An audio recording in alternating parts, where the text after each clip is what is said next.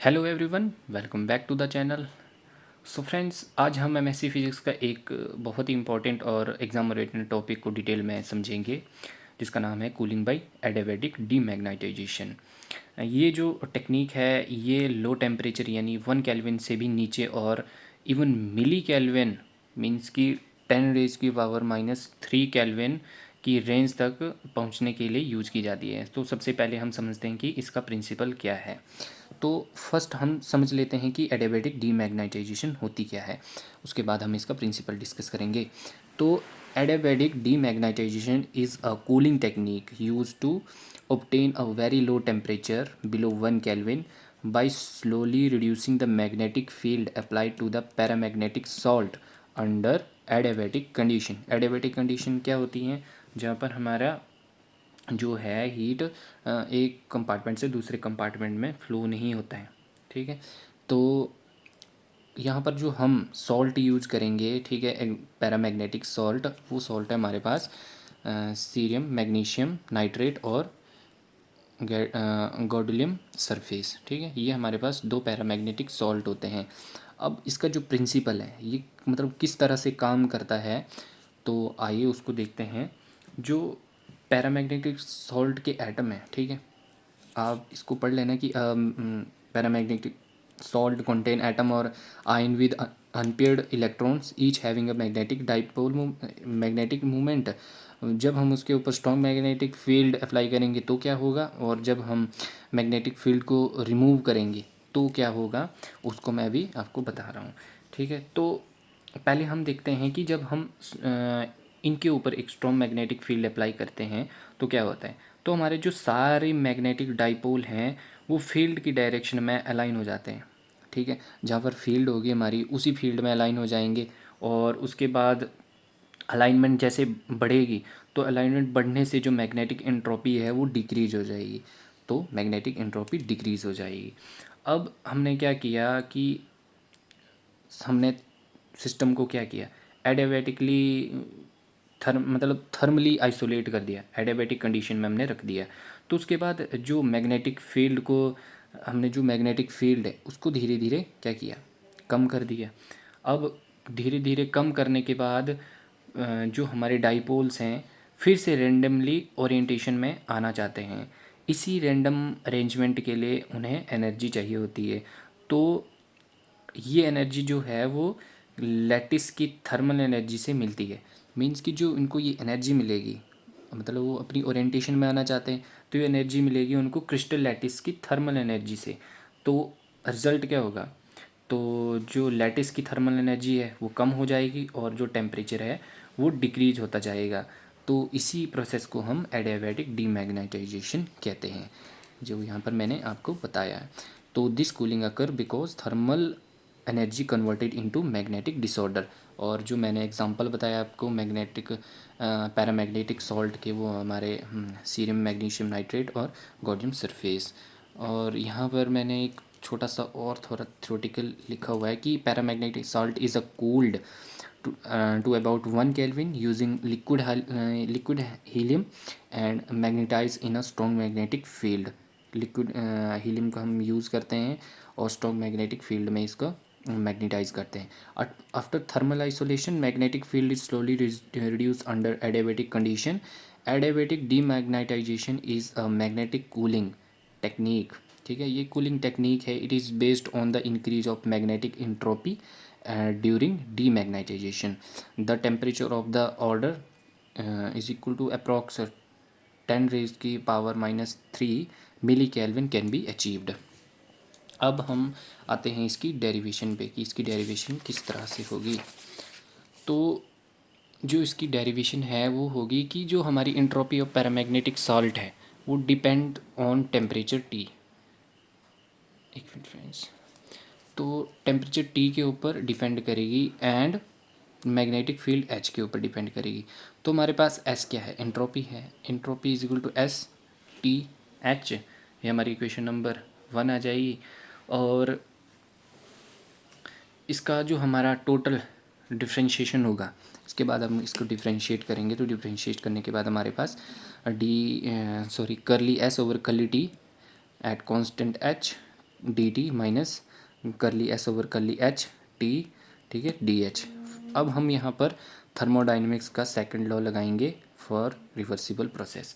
तो हमारा second law क्या कहता है, D Q is equal to T D S. अब एडियाबैटिक प्रोसेस में डी क्यू जो हमारा होता है वो होता है जीरो, और हमारे पास डी एस क्या आ जाएगा, इसलिए जीरो आ जाएगा। तो देयरफॉर हमारे पास जो इक्वेशन है वो किस हिसाब से हो जाएगी, curly S over curly T H D T plus curly S over curly H at constant temperature D H is equal to zero. तो ये हमारी इक्वेशन नंबर 3 आ गई। अब हमें पता है कि जो हमारा curly S over curly T at constant H होता है वो हो जाएगा हमारे पास सी एच ओवर टी, और जहाँ पर सी एच क्या है हमारे पास, T curly S over curly T at constant H. तो बस हमने इस जो curly S over curly T H है उसकी जगह ये वाली वैल्यू पुट आउट करनी है, और जहाँ पर हमारा सी एच क्या है, heat capacity of magnetic field at constant, ठीक है, mean heat capacity at constant magnetic field है। तो यहाँ पर हमने इस इक्वेशन को, मतलब ये जो हमारे पास ये वैल्यू आई है इसको हमने इसमें सब्स्टिट्यूट किया। तो सब्स्टिट्यूट करने के बाद हमारे पास इक्वेशन नंबर 4 ये आ गई, ठीक है।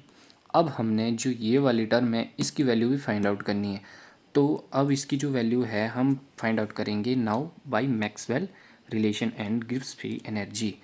तो हमें पता है D G is equal to minus S D T minus M D H, where M is our magnetization. Hence जो हमारा curly S over curly H at constant T है, सो वो इक्वलेंट हो जाएगा हमारे पास curly M over curly T at constant H. So ये हमारे पास इक्वेशन 5 आएगी। बस इसी इक्वेशन को हमने इस इक्वेशन में पुट आउट कर दिया। तो पुट करने के बाद हमारे पास इक्वेशन बन के आएगी ये, ठीक है। डी टी की जो हमारे पास वैल्यू आ जाएगी वो आ जाएगी हमारे पास T over, sorry, put out करने के बाद हमारे पास ये आ जाएगा। और यहाँ से अब हम देखते हैं कि जो हमारे पास डी टी की वैल्यू आ जाएगी वो आ जाएगी minus T C H curly M over curly T at constant H D H, और ये हमारे पास क्वेश्चन नंबर 6 आ गई। और इसी क्वेश्चन को हम कहते हैं general equation of adiabatic demagnetization.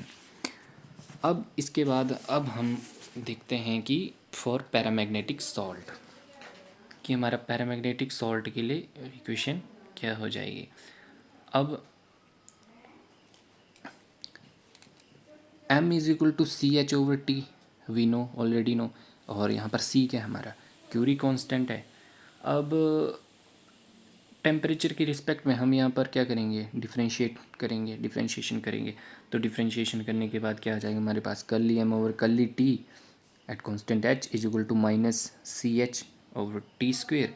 अब इस वैल्यू को हम प्रीवियस इक्वेशन में क्या करेंगे, सब्स्टिट्यूट करेंगे। तो हमें क्या मिलता है, तो D T is equal to minus T H, ठीक है, एक पुट कर दिया, टी से टी कट जाएगा हमारे पास, ठीक है। और हमारे पास क्या बचेगा, D T is equal to C H और सी एच, ठीक है। ये वाला ऐसे मत सोचने की इक्वलेंट, ये सी एच है और ये सी के मीन्स पैर में एच है, सी के एच और ये सी एच है। तो ये दो अलग अलग टर्म्स हैं, तो इनको ऐसे मत सोचना कट हो जाएंगे ये। तो हमारे पास डी टी ओवर टी क्या आ जाएगा हमारे पास, ये टी इधर चला जाएगा और सी ओवर सी एच, और ये एच इधर भी लिख सकते इधर भी लिख सकते, कोई दिक्कत वाली बात नहीं है। तो ये हमारे पास D T over D T की वैल्यू आ जाएगी। और ये जो इक्वेशन है इसको हम कूलिंग इक्वेशन कहते हैं। अब for ideal paramagnetic salt at low temperature, अब हम यहाँ पर पैरामैग्नेटिक सॉल्ट का यूज करेंगे और उसके लिए आइडियल कंडीशन, मतलब जब उसका टेम्परेचर लो होगा तो क्या होगा। तो T over H is equal to constant, therefore T one over H one is equal T two over H two, और यहाँ से T two is equal to T two, इस साइड ले लो, क्या बचेगा हमारे पास, T one H two over H one when the magnetic field is reduced adiabatically, H two is, sorry, ये हमने पैरामैग्नेटिक सॉल्ट के लिए एट लो टेम्परेचर किया। तो टी एच हमने कांस्टेंट, तो यहाँ से हमने जो T H over H one is equal to T two H two, और टी टू हमने बाहर निकाल लिया इधर, और ये दूसरी साइड चला जाएगा और H two over H one आ जाएगा। अब हमने magnetic field is reduce adiabatically, so H two is less than H one and therefore T two is also T1. The temperature decrease during adiabatic demagnetization, producing external low temperature, milli kelvin range में होता है, जो मैंने आपको बताया कि 10⁻³ ये हमारा जो था, ये था पूरा डेरिवेशन हमारा इसके लिए। अब हम एप्लीकेशन भी डिस्कस कर लेते हैं कि इसकी एप्लीकेशंस क्या हैं, इसका यूज़ कहाँ करते हैं हम। आर्टिकल तो हमने पढ़ लिया। अब जो इसकी एप्लीकेशन है वो होगी अचीविंग अल्ट्रा लो टेम्परेचर, क्योंकि हीलियम का यूज़ करते हैं और काफ़ी लो टेम्परेचर है, आप खुद ही देख सकते हैं। और उसके बाद लो टेम्परेचर फिजिक्स रिसर्च में भी इसका यूज़ होता है। उसके बाद न्यूक्लियर मैग्नेटिक रेजोनेंस, ठीक है, NMR में भी इसका यूज़ होता है, MRI मशीन्स में भी इसका यूज़ होता है फॉर इमेजिंग। फिर क्रायोजेनिक इंजन में भी इसका यूज़ होता है। क्रायोजेनिक्स पार्टिकल एक्सेलेरेटर हो गए हमारे, उनमें भी इसका यूज़ होता है। स्पेस एंड एस्ट्रोनॉमी, उसमें भी इसका यूज़ होता है। तो बेसिकली जो इसका कंक्लूज़न हुआ कि आज हमने ये समझने की कोशिश की कि कूलिंग बाय एडियाबैटिक डीमैग्नेटाइजेशन में जो हमारी मैग्नेटिक फील्ड अप्लाई करके डाइपोल को अलाइन किया जाता है। फिर हमने क्या किया, जो हमारी एडियाबैटिक कंडीशन है, ठीक है, एडियाबैटिक कंडीशन में हमने फील्ड को स्लोली रिड्यूस किया। स्लोली रिड्यूस करने के बाद जो हमारे डाइपोल थे उन्होंने थर्मल एनर्जी एब्जॉर्ब की, ठीक है, जिससे टेम्परेचर बहुत कम हो जाता है। सो इसी प्रिंसिपल की वजह से हमने मिली केल्विन जो हमारा रेंज का टेम्परेचर है वो हमने अचीव किया। तो अगर ये एक्सप्रेशन और एक्सप्लेनेशन आपको पसंद आई है तो वीडियो को लाइक करिए, चैनल को सब्सक्राइब करिए और बेल आइकन ज़रूर प्रेस करिए। Thank you for watching. मिलते हैं नेक्स्ट वीडियो में।